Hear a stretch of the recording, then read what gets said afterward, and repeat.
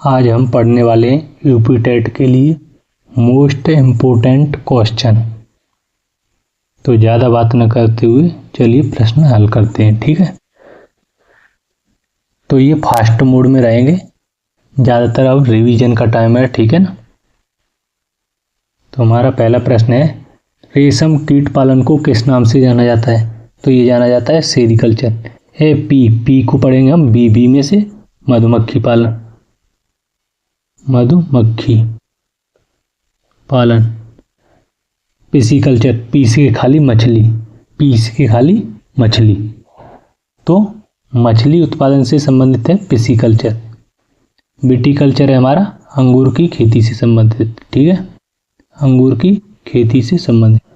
तो पहले का उत्तर हो गया हमारा पहला। आगे हमारा केंचुआ पालन या जैविक खाद बनाने की विधि को क्या कहा जाता है? तो ये केंचुआ पालन क्या होता है? Vermi culture. फ्लोरिकल्चर फूलों की खेती, ओलेरिकल्चर सब्जियों की खेती, पोमिकल्चर फूलों की खेती। इसका तो शायद मैंने शॉर्ट भी डाला था, ठीक है। आगे हमारा भारत में रजत क्रांति का संबंध किसके उत्पादन को बढ़ावा देने से है? तो रजत क्रांति हमारी अंडा उत्पादन, और दुग्ध क्रांति, दूध कैसा होता है? सफ़ेद, तो श्वेत क्रांति, श्वेत का मतलब भी सफ़ेद होता है। आलू कैसा होता है? गोल, तो ये गोल क्रांति हो गई, ठीक है, गोल क्रांति। आगे उर्वरक, तो उर्वरक कैसा? आगे हमारा प्रश्न, मसाला उत्पादन को बढ़ावा देने के लिए भारत में कौन सी क्रांति चलाई गई थी? तो ये थी बादामी क्रांति। गुलाबी क्रांति थी झींगा मछली उत्पादन से संबंधित।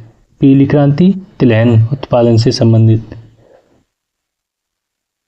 आगे हमारा प्रश्न, भारतीय संविधान के किस अनुच्छेद के तहत अस्पृश्यता का अंत किया गया है? मतलब छुआछूत नहीं होनी चाहिए। जैसे होता है ना गांव में बहुत ज़्यादा है छुआछूत, कि मतलब इसके यहाँ पानी नहीं पियेंगे, वो अपनी पुरानी परंपराएं, पर ये गलत चीज़ है, ऐसा आप नहीं कर सकते। भारतीय संविधान में अगर ऐसा कोई करता है तो मैं छुआछूत के तहत, तो ये आपका मौलिक अधिकार है, आप सुप्रीम कोर्ट जा सकते हैं, ठीक है ना, या फिर अपने जिले के कोर्ट में भी जा सकते हैं, क्योंकि ये हमारा क्या है? मूल अधिकार, कि हमसे कोई भेदभाव नहीं कर सकता छुआछूत के आधार पर। अनुच्छेद 14 विधि के समक्ष समता, मतलब कानून के सामने सब समान है। 21 जीवन जीने का अधिकार। अनुच्छेद 32 संवैधानिक उपचारों का अधिकार। इन्हें भीमराव अंबेडकर कहा करते थे संविधान की आत्मा, किसे? अनुच्छेद 32 को। आगे हमारा प्रश्न, भारतीय संविधान की आत्मा और हृदय किस अधिकार को कहा जाता है?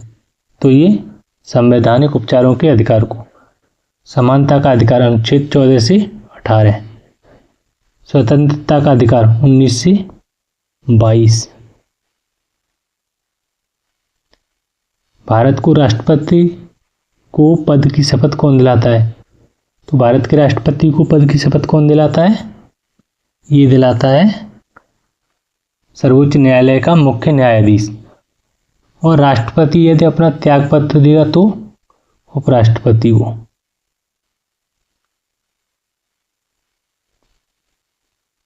तो हमारा प्रश्न का उत्तर क्या सही हो जाएगा? भारत के मुख्य न्यायाधीश। हमारा अगला प्रश्न है, सूचना का अधिकार भारत में किस वर्ष लागू हुआ? तो ये लागू हुआ था 2005 में।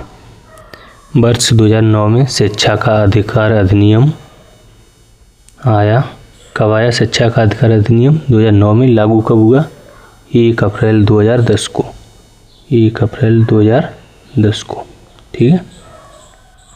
तो सही उत्तर कौन सा हो जाएगा इसका? बी, सूचना का अधिकार अधिनियम भारत में 2005 में लागू हुआ था।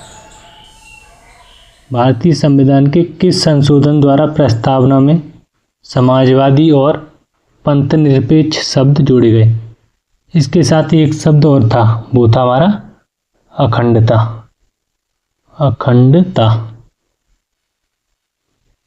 तो ये 42वें संविधान संशोधन द्वारा जोड़े गए। 44वें संविधान संशोधन द्वारा क्या किया गया था? जो संपत्ति का अधिकार था उसे मूल अधिकार से हटा दिया गया था। क्योंकि काफ़ी लोग थे, जैसे सरकारी काम होते हैं तो कि हमारा मूल अधिकार है, हम जमीन नहीं देंगे, किसी भी कीमत पर नहीं देंगे। तब फिर क्या किया गया, उसे मूल अधिकार से हटा दिया गया। क्या उत्तर दोगे? 86वां संविधान संशोधन 2002, इसके द्वारा शिक्षा को मूल अधिकार बना दिया गया। 61वां संविधान संशोधन द्वारा जो वोटों डालने की उम्र उस वक्त 21 वर्ष थी, उसे घटाकर फिर से 18 वर्ष कर दिया गया। स्वतंत्र भारत के प्रथम कानून और न्याय मंत्री कौन थे? तो ये थे हमारे डॉक्टर भीमराव अंबेडकर। मौलाना अबुल कलाम आजाद थे शिक्षा मंत्री। जॉन मथाई रेल मंत्री। आगे हमारा प्रश्न, भारत में वोट डालने की न्यूनतम आयु 21 वर्ष से घटाकर 18 वर्ष किस संशोधन के द्वारा की गई थी? तो ये 61वां। 42वां द्वारा अखंडता, समाजवादी और पंथ निरपेक्ष। 44वां संविधान संशोधन, जो संपत्ति का अधिकार था उसे मूल अधिकार से निष्कासित कर दिया गया। 73वां संविधान संशोधन, इसके द्वारा पंचायती राज को संवैधानिक दर्जा दिया गया। ठीक है। राज्यसभा का पदेन सभापति कौन होता है? तो ये होता है हमारे उपराष्ट्रपति साहब। और राष्ट्रपति भारत का प्रथम नागरिक होता है। प्रधानमंत्री अनुच्छेद 75 के तहत राष्ट्रपति इन्हें नियुक्त करता है। आगे हमारा प्रश्न है, भारत का एकमात्र सक्रिय ज्वालामुखी बैरन द्वीप कहाँ स्थित है? तो ये हमारा अंडमान और निकोबार द्वीप समूह में। यहीं पर है एक सुषुप्त ज्वालामुखी, जो भारत का एकमात्र ज्वालामुखी है जो सोया हुआ ज्वालामुखी है। वो कौन सा है? नारकोंडम। और अगर सक्रिय की बात आएगी तो वही बैरन द्वीप। भारत और पाकिस्तान के बीच अंतर्राष्ट्रीय सीमा को क्या कहा जाता है? क्या कहोगे? हर समय खतरा बना रहता है। लाल क्या होता है खतरा? तो रेड क्लिफ। भारत और चीन के बीच मैकमोहन रेखा, डूरंड रेखा। पाकिस्तान और अफगानिस्तान के बीच 8 डिग्री चैनल, मामी। मालदीव और मेनिकाय के बीच। अरब सागर में गिरने वाली भारत की सबसे लंबी नदी कौन सी है जो डेल्टा नहीं बनाती? मत बनाओ, ये है नर्मदा नदी। भारत का सबसे ऊंचा गुरुत्वीय बांध कौन सा है? भारत का सबसे ऊंचा गुरुत्वीय बांध, तो ये हो जाएगा भाखड़ा नागल बांध। सबसे ऊंचा की बात होगी तो टिहरी, और अगर गुरुत्वीय की बात होगी तो वो होगा भाखड़ा नागल बांध। हीराकुंड बांध ये कहाँ है? उड़ीसा में। सरदार सरोवर बांध नर्मदा नदी पर। आगे हमारा प्रश्न, कर्क रेखा भारत के कितने राज्यों से होकर गुजरती है? ये 8 राज्यों से होकर गुजरती है। गुजरात, राजस्थान, मध्य प्रदेश, छत्तीसगढ़, झारखंड, पश्चिम बंगाल, त्रिपुरा और मिजोरम। इसका भी आज मैंने एक शॉर्ट डाला था 8 राज्यों का, उसमें लास्ट में है। ठीक है ना? तो राज्य बताए गए हैं। विश्व की सबसे प्राचीन पर्वत श्रृंखला कौन सी है? ये है हमारी अरावली पर्वतमाला। मोदी जी ने कहा है कि सबसे पुरानी है इसलिए उड़ा दो। काफी विवाद पड़ा रहता है। हमारा प्रश्न नंबर 19 है, झूम खेती को छत्तीसगढ़ और बस्तर जिले में किस स्थानीय नाम से जाना जाता है? तो ये जाना जाता है दीपा। पोंडू आंध्र प्रदेश में। बेवर या दहिया एमपी में। मध्य प्रदेश में। कुमारी पश्चिमी घाट में। प्रश्न नंबर 20 है हमारा, चाय और कॉफ़ी की खेती के लिए सबसे उपयुक्त मिट्टी कौन सी मानी जाती है? तो ये मानी जाती है लेटेराइट मिट्टी। काली मिट्टी को रेगुर मिट्टी भी कहते हैं और इसे अंतर्राष्ट्रीय स्तर पर चेरनोजम कहा जाता है। क्या? चेरनोजम।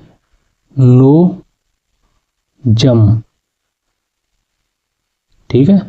जलोढ़ मिट्टी भारत की सर्वाधिक भूमि पर कौन सी मिट्टी पाई जाती है? जलोढ़ मिट्टी शायद 43% पर है। आगे हमारा प्रश्न, भारत का कौन सा राज्य सोयाबीन का सबसे बड़ा उत्पादक है? सोयाबीन, मध्य प्रदेश। सोयाबीन बजा के कहाँ पे? बीच में, मध्य प्रदेश। नीली क्रांति का मुख्य उद्देश्य किसके उत्पादन को बढ़ाना है? तो ये मत्स्य उत्पादन, बागवानी, हॉर्टिकल्चर। आगे हमारे देश की राष्ट्रीय नदी गंगा की कुल लंबाई कितनी है? ये है 2525 किलोमीटर। 2525 किलोमीटर।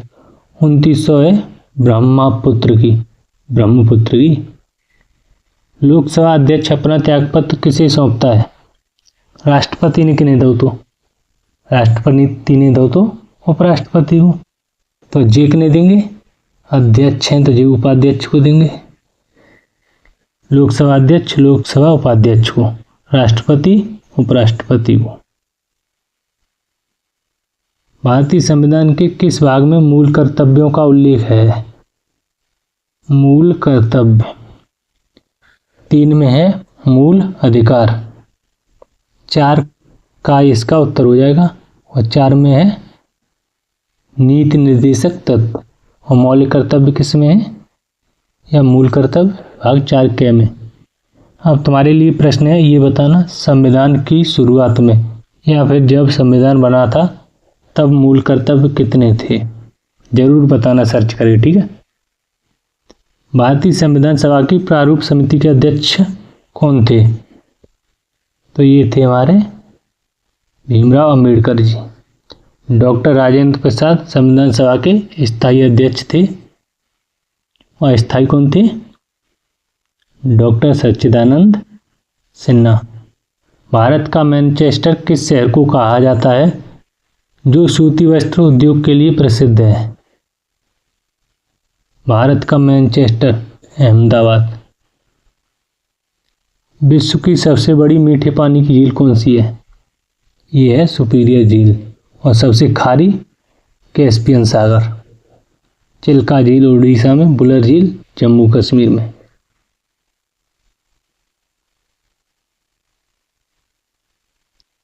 कपास की खेती के लिए काली मिट्टी का निर्माण मुख्य रूप से किस चट्टान के टूटने से होता है?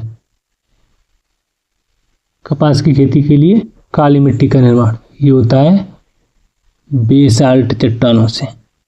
कौन सी चट्टानों से? बेसाल्ट चट्टानों से। काली मिट्टी को अंतर्राष्ट्रीय स्तर पर क्या कहते हैं? बताना, ठीक है। भारत में राष्ट्रीय पंचायती राज दिवस हर साल कब मनाया जाता है? 24 अप्रैल को पंचायती राज दिवस मनाया जाता है। पंचायती राज दिवस या फिर पंचायती राज प्रणाली सबसे पहले किस राज्य में शुरू हुई थी और सबसे पहले कहाँ शुरू करने का प्रयास किया गया था? ये जरूर बताना, ठीक है, कमेंट में। सबसे पहले शुरू करने का प्रयास कहाँ किया गया और पंचायती राज व्यवस्था सबसे पहले शुरू कहाँ हुई, ठीक है।